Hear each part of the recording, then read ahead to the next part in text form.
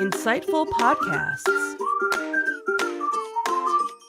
by informative hosts.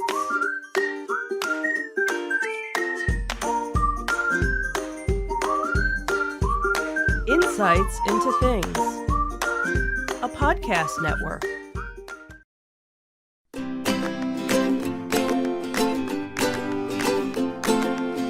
Welcome to Insights into Teens, a podcast series exploring the issues and challenges of today's youth. Your hosts are Joseph and Madison Whalen, a father and daughter team making their way through the challenges of the teenage years.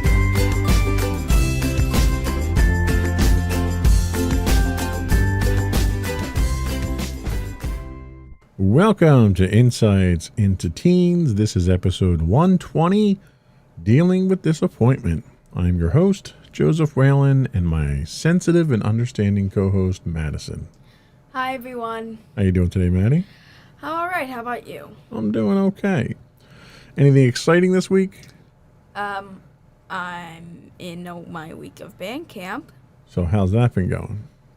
I'm kind of mentally exhausted at this point. I can imagine. It's been a very long week. I've had a couple breakdowns, Kind of rough weather out there doing it this week, too, isn't it? Yeah, various occasions we've had to come inside due to the thunderstorms. Yeah. It's been hot, too, hasn't it, the last couple of days? Yeah. In fact, we actually weren't allowed today. We were actually let out early because we weren't technically allowed to be on the field, like from 11 to 10, I believe, we weren't allowed on the field. Wow. Well, we might do a podcast on marching band and delve into that a little bit deeper, a little further down the line there. Yeah. So we'll see. It sounds like it's something interesting to talk about. But that's not what we're talking about today. Yeah. Today we're talking about dealing with disappointment. So I'm sorry if you're disappointed that we're not talking about marching band today. It's fine. Okay, good. So this week we're talking about disappointment and how to deal with it. We'll discuss what disappointment is and what causes us to feel disappointed. We'll explore the signs to look for that indicate our teens are disappointed and some common things that can cause disappointment. We'll finish up with some tips on how to help teens deal with disappointment. Ready to get into it? Sure. All right.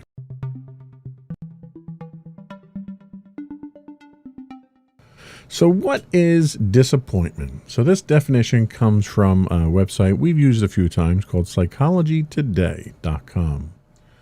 Disappointment is perhaps the most immediate emotion children experience after a perceived failure. Disappointment involves the feelings of thwarted desire, loss, and discouragement when children fail to fulfill their hopes and expectations or those of others. Children are going to feel disappointment when they don't achieve their goals or believe they've let you down.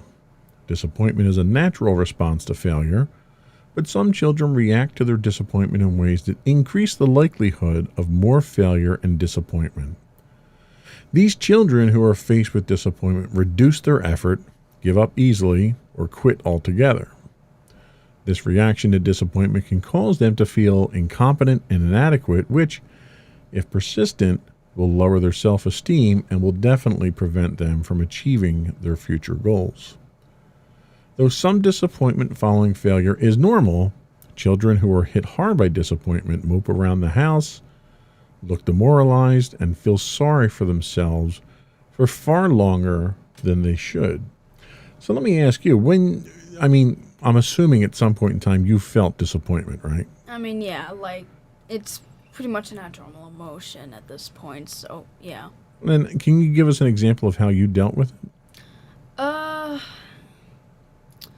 I guess I can kind of bring up a marching band reference. Okay, that's perfect. So we are talking marching band today. No disappointment. It's a reference that I can have from, Fair enough. Yeah. So, I guess some points when I would feel disappointed in marching band would probably be when I mess something up, like a piece of music or a visual aspect or really something like that. I do sometimes feel disappointed in myself that I wasn't able to really get it on the first try, and while some of them have been extreme to the point where I can't really find a positive to it, and I kind of have it get to my head, other times it's just like, okay, I know that this is hard on everyone, and I'm not the only one who doesn't know how to do this. All I really need to do is pick up and just try not to do what I did. So when you feel disappointment in this specific type of situation, is it something that's centered on you, that you're disappointed in yourself, or is there some concern or fear or consideration that you're disappointing the rest of the band, or your band leader or section leader or something like that? I mean, it's kind of both in certain instances. A lot of times I do feel disappointed if I can't do something right.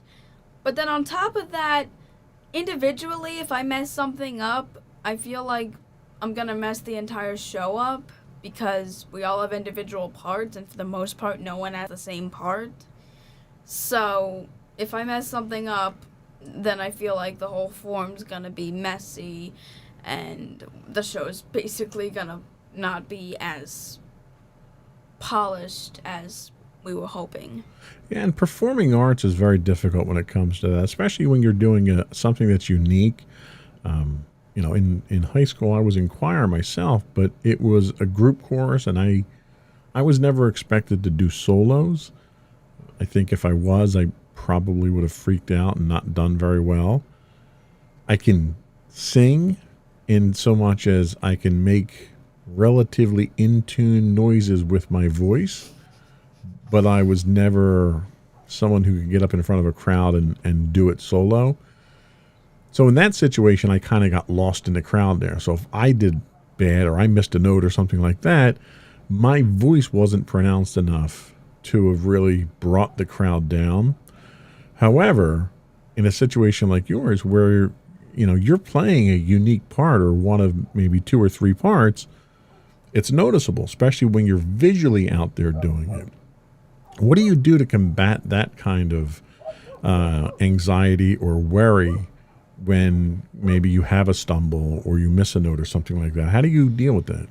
Well, I have to kind of just continue to follow the form, and try to look like, okay, I know what I'm doing, just pretend like you didn't miss that. Because that's kind of what they actually are teaching us. Like, if you do mess up, own it, basically. Like, if you mess up, okay, just don't go back and try doing it again. Just own your mistake and make it look like, oh yeah, I was supposed to do that. So you fake it till you make it. Pretty much. It's funny, they told us the same thing in choir, that if you miss a note or you forget a line, mouth something. People might not realize that you're mouthing the wrong thing, but if you stand there and you look dumbfounded and your mouth isn't moving, they know that you've lost your lines at that point in time. Yeah. So they kind of told us the same thing, kind of just look like you're going through the motions. And, for me it worked, but I wasn't one of those frontline performers where all that pressure was on me either. Yeah. So what's the next thing we want to talk about? So the next thing we want to talk about is why we feel disappointment. And this comes from a website called parents.au.reachout.com. A lot of dots in that name. A lot of dots. So, we can feel disappointed or even distressed when actual events don't line up with what we expected. We may be disappointed in other people, in a situation, or in ourselves. Disappointment is complex because it's made up of frustration, anger, sadness, and sometimes disgust. And just like other emotions, disappointment is normal, inevitable, and important to experience. It helps to build resilience and overcome this feeling, and overcoming this feeling teaches you to process and help. And helps you. I don't think this is written right. And help it teaches you Overcoming teaches you to process. Right, that looks like it's a typo. Anyway, work with me here, will you? I'm sorry. We read through this too. So it helps you to process the feelings and work through the emotions of those feelings. So let me ask you, based on what we talked about there, have you ever been disappointed in someone else? In certain instances, especially if I thought, they wouldn't do something like that, I feel like that would mainly be one of the reasons why I would be disappointed in someone. Like, say, one of my friends did something mean that really is something that they wouldn't really do. I'd kind of feel disappointed in them, like, why'd you do that? You don't act like this. Why are you acting like this? Right. So, I have felt disappointment from other people. Do they know that you're disappointed? Have you revealed that to them? Sometimes I do, sometimes I don't. Sometimes, I'm just like, hey, maybe you shouldn't have done that. I don't, specifically say, I'm disappointed in you. Right. How... Well, I ask because sometimes people don't realize that others have expectations on them. So when they disappoint those expectations, the people that are doing the disappointing might not necessarily know they're disappointing you because they don't know that you have those expectations. You don't expect, Susie to go over and take someone's toy. That's human nature that you would expect people to behave properly like that. Mm-hmm. But sometimes we set expectations that are unvocalized expectations. And then if we don't talk about the disappointment in those, there's no lesson to be learned and there's no path to corrective action at that point, right? Yeah. So, if you haven't vocalized the expectations and they know that you expect them to be like a decent human being, then when you're disappointed in them, it benefits them to know that you felt that level of disappointment. Yeah. So, are you disappointed in anything right now? That dog barking is really disappointing me while we're trying to do a podcast. That's kind of annoying. This is the second time in 2 weeks. I need to get a dog whistle or something and just go out there and drive him crazy beforehand. So anyway, we're going to take a quick break. Hopefully the dog will stop barking.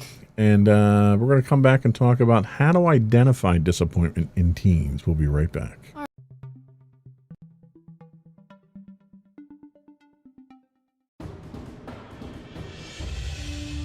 For over 7 years, the Second Sith Empire has been the premier community guild in the online game Star Wars: The Old Republic. With hundreds of friendly and helpful active members, a weekly schedule of nightly events, annual guild meet and greets, and an active community both on the web and on Discord. The Second Sith Empire is more than your typical gaming group. We're family. Join us on the Starforge server for nightly events such as operations, flashpoints, world boss hunts, Star Wars trivia, guild lottery, and much more. Visit us on the web today at www.thesecondsithempire.com.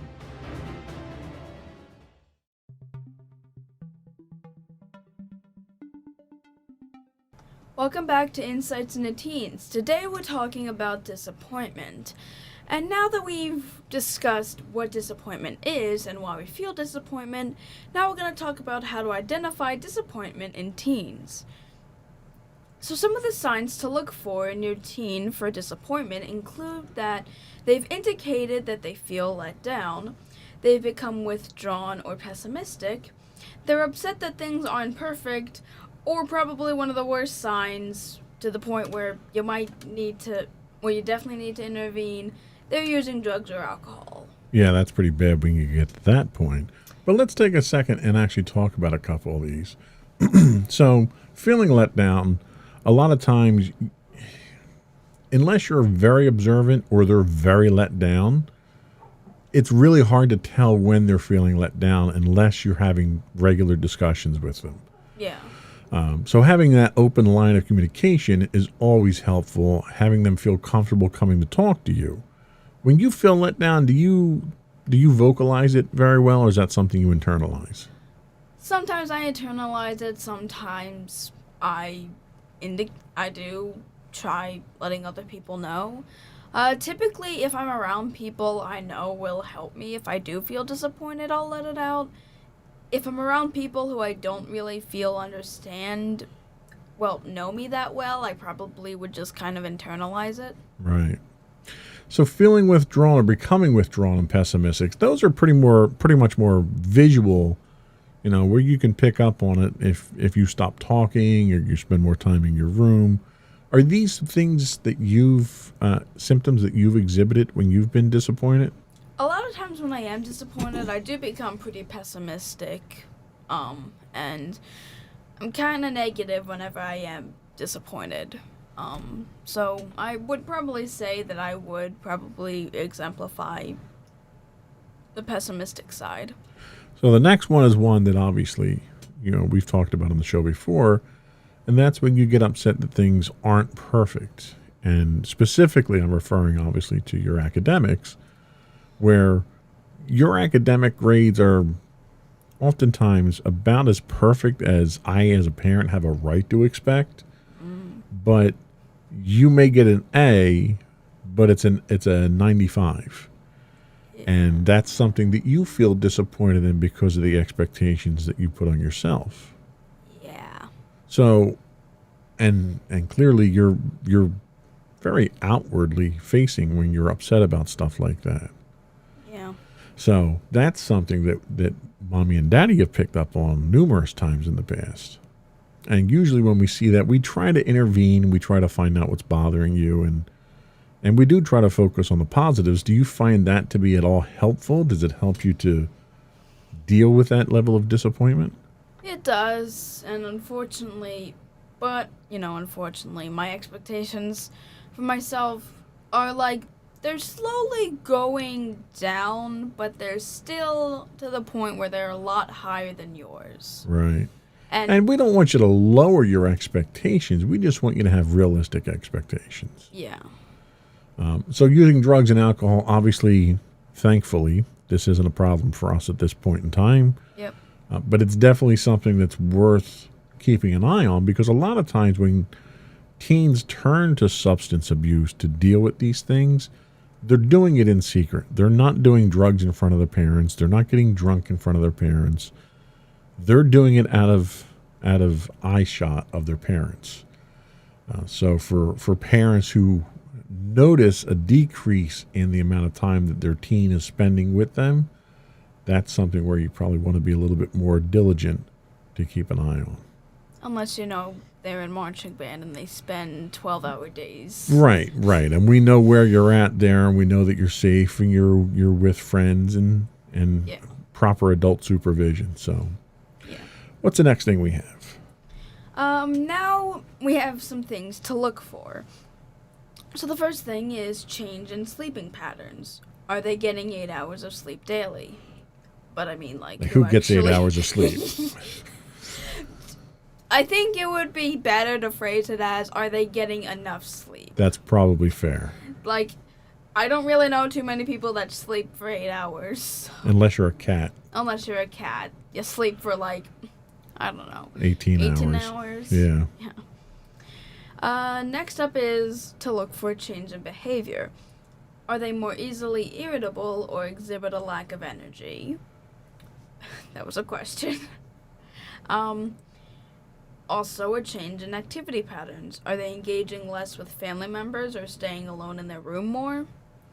As there's also a change in eating patterns. Are they eating more or less than before? Also, changes in overall health. Do they complain of headaches, stomach aches, or muscle pain? And finally, we have changes in mood. Do you see mood swings that are out of the ordinary? Crying, laughing, or gloomy? And it's funny because a lot of these symptoms are the same type of symptoms that you look for in teens that may be engaged in substance abuse as well. Because they're withdrawing, so you're not going to see as much of them. The substance abuse affects their mood. It affects their energy levels. They do have mood swings. They have physical symptoms that manifest. So these things here are very important to keep an eye on, because it might be more than just disappointment, because these things can signal a lot of other things. Mm-hmm. So as parents, we may not always recognize what could warrant disappointment. Other events beyond the current global crisis may cause disappointments. Things like an injury that prevents playing sports, or maybe a family conflict causes them to miss a school dance. Maybe a loss prevents, a sporting loss prevents them from getting into the playoffs, and that's a measure of disappointment for them. Maybe there's an unexpected breakup, and that gets the teens down. Maybe there's a friendship that's experiencing some growing pains, because there's a lot of that happens in the teen years as well. Maybe a disconnect occurs from regular routines and schedules. Could be because you've joined a new club or something like that. So maybe you're missing certain things that you experienced before. Maybe there's a show you watched. Maybe there's a certain activity you did. Maybe there's a game that you played with your friends that you can't do now because you've joined some extracurricular activity. All these things can cause disappointment as well. We all feel disappointment at some time or another, but it can become a problem if it's not processed in a healthy way. So we're going to take another break. We're going to come back and we're going to give you some hints on how to help your teen get through disappointment.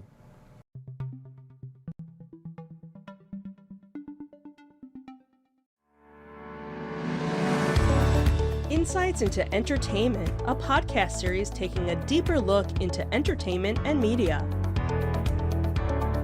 Our husband and wife team of pop culture fanatics are exploring all things from music and movies to television and fandom. We'll look at the interesting and obscure entertainment news of the week. We'll talk about theme park and pop culture news. We'll give you the latest and greatest on pop culture conventions. We'll give you a deep dive into Disney, Star Wars, and much more. Check out our video episodes at youtube.com/insightsintothings. Our audio episodes at podcast.insightsintoentertainment.com, or check us out on the web at insightsintothings.com.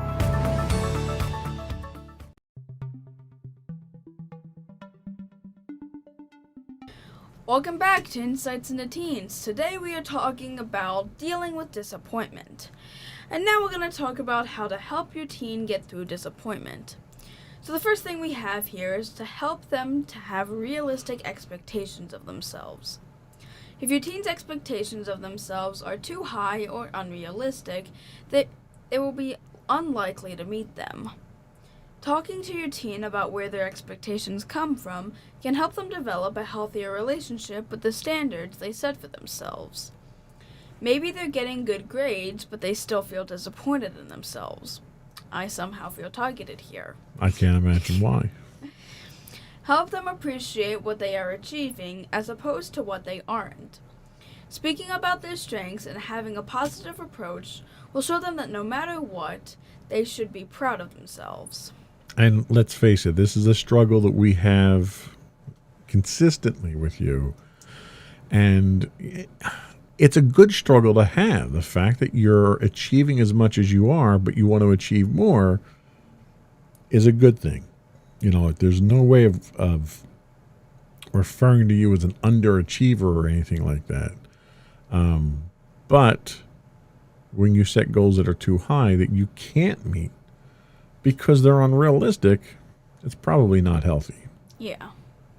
So clearly it's something we still need to work on, and we'll continue to work on it. The next thing they talk about is help them to process disappointment in others, which is what we talked about earlier. Sometimes teens feel disappointed in someone, such as a parent they were expecting to see or a friend who didn't finish a group assignment. While it can be helpful to empathize with them, it's important not to encourage negative emotions. Try to avoid making excuses or promises to soften the blow. Try to avoid bad-mouthing or criticizing the person who let them down, which can increase their negative feelings toward the person. Explain in detail why the situation happened, such as, their parent missed their sports game because they couldn't get time off of work. Focus on your teen and their feelings rather than the other person. For example, instead of saying this person decided not to show up and cares more about themselves than you, try something along the lines of, I'm sure that must be disappointing for you to hear that. A lot of times it's about dealing with the realities of it. We've talked in past podcasts that sometimes when you start to interject your feelings into dealing with these types of things, we wind up dealing with a fiction that we create ourselves. Mm-hmm. And if you're trying to help someone get through the disappointment, you want to focus on the facts. Sometimes things happen. Sometimes, someone gets caught up in traffic. You can't get out of work in time. Could be any number of things that cause that level of disappointment. So in dealing with disappointment and how Mommy and I help you, do you find that we do focus on the positives? Do you find that our attempts to help you get through disappointment are effective at all? Yeah, you definitely have helped me through whenever I do feel disappointment. Whenever I come home upset about my grades, you always say, well, let's see what the question was and how we can improve for later. You still help me focus on the positives, saying that I did get a really good grade and that I did good on the rest of the test, and it was just the one question that I messed up. That for next time I'll make sure to fix it. Yeah, and one of the things that we try to do on our side here when we talk about things like this is not just focus on the positives and the truths of it, but it's about what can we take away from it? What can you learn? What's the lesson to be learned here? So let's take something that may be perceived as a negative and turn it around and turn it into a positive. Mm-hmm. We've learned not to do this, or we've learned to let that person know that we have expectations so they might not disappoint us in the future. So it's an opportunity to improve, and any chance we have to improve is a positive thing. Yep. What's next on our list?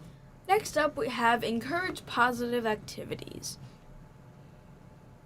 If you find your teen is dwelling on their disappointment, maybe they're watching a lot of TV alone, or zoning out in other unhealthy ways, create opportunities for them to deal with their feelings. Research shows that an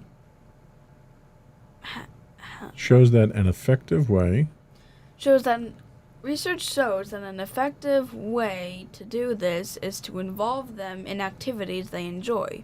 For the record, we didn't read through this section. You thought we didn't have to. So I didn't. I thought it was like research shows that. Survey says. Okay. Let's focus. You can encourage joining social activities that help your teen feel connected to friends and family. You can probably intertwine them. Right. Taking part in sports, music, crafts, or games that help your teen feel confident and in control. Keeping up regular commitments and routines, such as an agreement to mow the neighbor's lawn every fortnight. Who says fortnight? Unless you're playing the game. Yeah. Or making pancakes for the family every Sunday. That would be more realistic. In our case, it would be French toast. I mean, yeah. Learning how to process disappointment is a life skill. While talking to your teen about these things is important, it's also useful to show them how to work through your emotions. How you work through your emotions. Either one would have worked. How you work through your emotions. I'm so sorry. Maybe we should have read through this. I'm so sorry. That process will include avoiding blaming other people, including yourself, for your teen's feelings. Okay, so the million-dollar question here, how do you deal with your disappointment? What is your number one way of dealing with disappointment? A lot of it is, trying to do things and distract myself from it. doing some positive things and hopefully not just completely sitting on my bed and just doing nothing. When that happens, though, do you recognize that that's what you're doing to try to escape that disappointment or push it aside? Yeah, I do sometimes recognize it, and sometimes I'm like, okay, I need human interaction. Okay. So there are definitely certain instances. That's usually when you show up over my shoulder like some disembodied spirit and scare me to death, right? Kind of, yeah. So you have methods of dealing with it. Yep. And is this a topic you've ever talked to your friends about? I know that my friends have been disappointed in themselves in certain points, and I do kind of try to mentor them like you mentor me in a way. Like, especially if they got a grade they didn't like, I'm like, alright, well, let's see what you didn't do right, and we'll make sure you improve for later. Right. Stuff like that. Well, that's good. Kind of a life coach type thing to keep them focused. That's good. Yeah. Have you ever been disappointed in mommy or daddy? You can be honest. I'm not going to get angry. I guess with some of the jokes you tell, I can kind of be like, I don't know. I don't know if that's like disappointment or not. It's just like, yeah, that was not a good joke. Well, and I freely admit that 9 out of 10 jokes probably aren't good jokes, but they're dad jokes, so they're appropriate. Yeah. Other than that, I don't really know if I've really been disappointed in you guys. Like, I mean, sometimes I'd feel disappointed whenever, like, you say, like, how bad cursing is and telling me not to do it, where later on you're just, like, cursing out about stuff that happened at work and such, and I'm like... That's a good point. That's a fair point. And, like, in my head, I'm kind of thinking, hypocrite. Yes. A little. I could totally see that, and I'll give you that one. But that's kind of it. The reason I ask is, there was a lot of times growing up as a teenager that I was disappointed in my parents, not so much my mom, but my dad. Yeah, I can see that. We've talked about my dad on this podcast here, but there was a lot of things that he was disappointing in me for. But there were times that I kind of was disappointed in my mom. Ironically, it was mainly because of what I later came to appreciate were some of her positive qualities, and that was her tolerance for my dad. Like, my dad used to yell at her, like scream at her and treat her terrible, and she would sit there and take it. And I was disappointed that she didn't fight back, because my first instinct when anytime I see a bully doing something like that, it's to fight back and to stop it. But my mother was far wiser than that. And she knew that for the sake of keeping the peace of the house, she was kind of taking one for the team. And it wasn't until years later that I really fully appreciated that and what she did for the family. Because had she fought back, they probably would have gotten the divorce, and my mother didn't work, so it would have been a lot harder on the family than it was. So the disappointment that I had turned into grudging respect later on, which I thought was kind of a interesting turn of events. Yeah. So there will be times throughout your teen's life when their expectations won't be met, and they'll feel negativity about themselves and other people. With the right support, this is an opportunity for growth. Help them find ways to manage their feelings and to build their resilience, because if nothing else, disappointment does build resilience. Mm-hmm. The old saying, what doesn't kill you makes you stronger. Or the song. Well, nowadays it's what doesn't kill you mutates and tries to kill you again, but which is a sad testament of what life is like today. But really, I mean, disappointment makes us stronger. It teaches us how to deal with those emotions. It teaches us how to deal with the other emotional baggage that comes along with all that. And any chance that we have to try to take a negative and flip it around into a positive, it's a good thing. Yeah. So it's a growth opportunity for us. But, it's one of those things where you don't want to see your kids hurt. You don't want to see them disappointed, but you can't avoid it. Yeah. So if nothing else, at least better equip them to deal with it when it does happen, because it will happen. Yeah. So that was all we had today. Short podcast today. We'll take a quick break. We'll come back. We'll get your closing thoughts.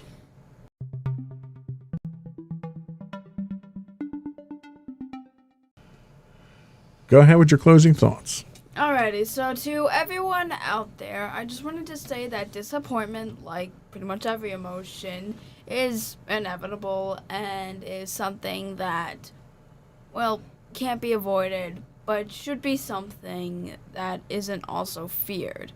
It's something that can help us improve, make us better people, or even, just make us stronger in general. And I definitely think that you should recognize when your teens are disappointed in themselves, because if not handled right, disappointment can be extremely negative. But turning it into something positive and something that can help them later on is probably the best way to go. Okay. Wise words as always. Programming note before I plug the show. We are in the process of switching our video hosting provider. So I don't know if it's common knowledge or not, but our audio podcasts are carried by one company called Buzzsprout, who they're doing a fantastic job. I want to give them a shout out. Their rates are reasonable. Their service is fantastic, and I love them to death.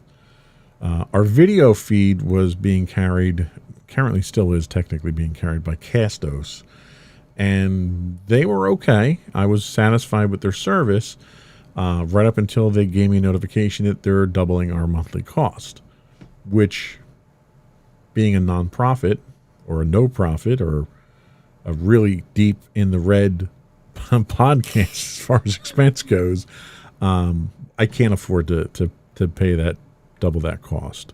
So I was forced to find another hosting provider. We're in the process of transitioning over. I started moving some of the archives over. Right now they do throttle how many I can move over, so it's probably going to take several weeks to get everything moved over. So you may see a bit of a hiccup if you subscribe to the video version of the podcast that's listed as Insights into Things.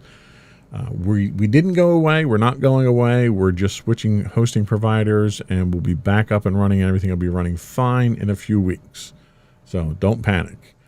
But in the meantime, we do encourage you to subscribe to the podcast. You can find the audio version of this podcast listed as Insights into Teens. The video version is listed as Insights into Things, and will eventually be Insights into Things again somewhere else. But we're available on Apple Podcasts, Spotify, Google, Stitcher, iHeartRadio, TuneIn, anywhere you can get a podcast these days. I would also encourage you to give us your feedback. We're looking for show suggestions for topics, but we'd love to hear from you. Do any of the topics that we talk about, do they hit home with you? Have you found them helpful at all? We'd love to get some feedback from you that we can include on the show. You can email anything over to comments at insightsintothings.com. You can hit us on Twitter. You can direct message us or tweet us at insights_things. You can also find high-res versions of our videos on YouTube at youtube.com/insightsintothings. And we stream both on YouTube and Twitch. On Twitch, we're at twitch.tv/insightsintothings. We stream 5 days a week. Both our live shows, and we do rebroadcasts of all of our shows. If you are an Amazon Prime member, you do get a free Twitch Prime subscription. We'd appreciate that. That does help us out to pay some of the bills. Also, audio versions of the podcast are available to listen to on the web at podcast.insightsintoteens.com. We're also on Facebook at facebook.com/insightsintothingspodcast, as well as Instagram at instagram.com/insightsintothings, or you can get links to all those on our website at insightsintothings.com.